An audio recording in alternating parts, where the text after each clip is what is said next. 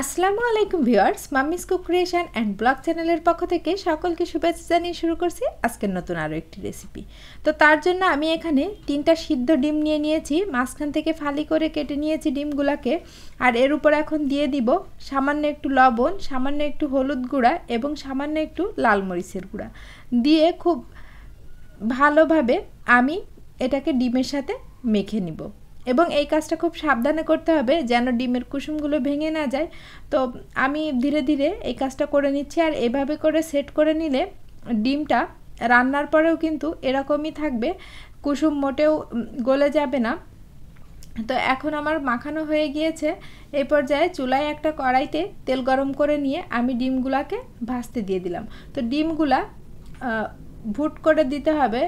তো আমার ওই যে দুইটা আসলে সঠিকভাবে আমি দিতে পারি নাই, তো ওই দুইটা আমি পরে ঠিক করে দিব।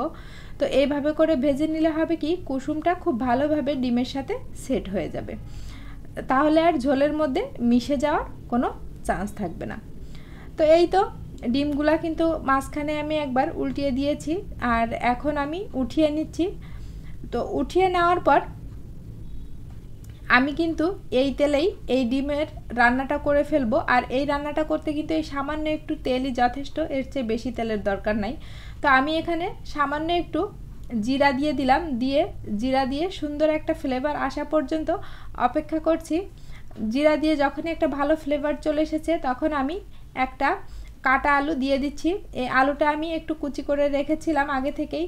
তো তারপর দিয়ে দিলাম সামান্য একটু রসুন বাটা আর একটা পেঁয়াজ বাটা। আর এটা কিন্তু সম্পূর্ণ বাটা না, একটু থাতলানো আর কি। তার সাথে আমি দিয়ে দিয়েছি গোটা একটা পেঁয়াজ 4 ফালি করে। তারপর দিয়ে দিচ্ছি স্বাদ মতো লবণ, পরিমাণ মতো হলুদ গুঁড়া ও স্বাদ মতো লাল মরিচের গুঁড়া দিয়ে আমি খুব ভালোভাবে মিশিয়ে নিচ্ছি।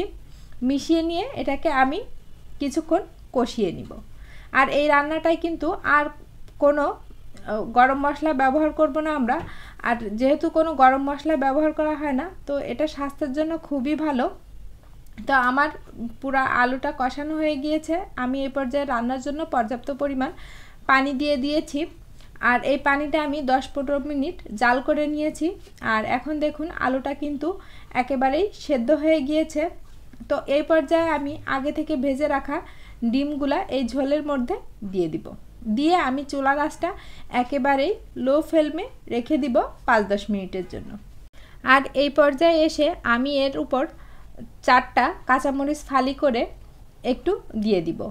এটাতে দারুণ একটা ফ্লেভার পাওয়া যাবে আর কি। তো এই তো খুব সাধারণ একটা রান্না। তো রান্নাটা যেহেতু হয়ে গিয়েছে, এখন চুলা থেকে নামিয়ে নিব। আর এই ডিমগুলো দেওয়ার পর কিন্তু একেবারেই নাড়াচাড়া দেওয়া যাবে না, তাহলে ডিমগুলো ভেঙে যাওয়ার সম্ভাবনা থাকে। তো এখন আমি খুব সাবধানে চুলা থেকে নামিয়ে নিচ্ছি। তো আমার এই ডিম রান্নাটা কেমন হয়েছে অবশ্যই কমেন্ট করে জানাবেন। আর যদি আমার ভিডিওটি কোথাও একটু ভালো লেগে থাকে প্লিজ ভিডিওতে একটা লাইক দিয়ে দিবেন। আর যদি সম্ভব হয় আমার চ্যানেলটিকে সাবস্ক্রাইব করে আমার পাশে থাকতে পারেন।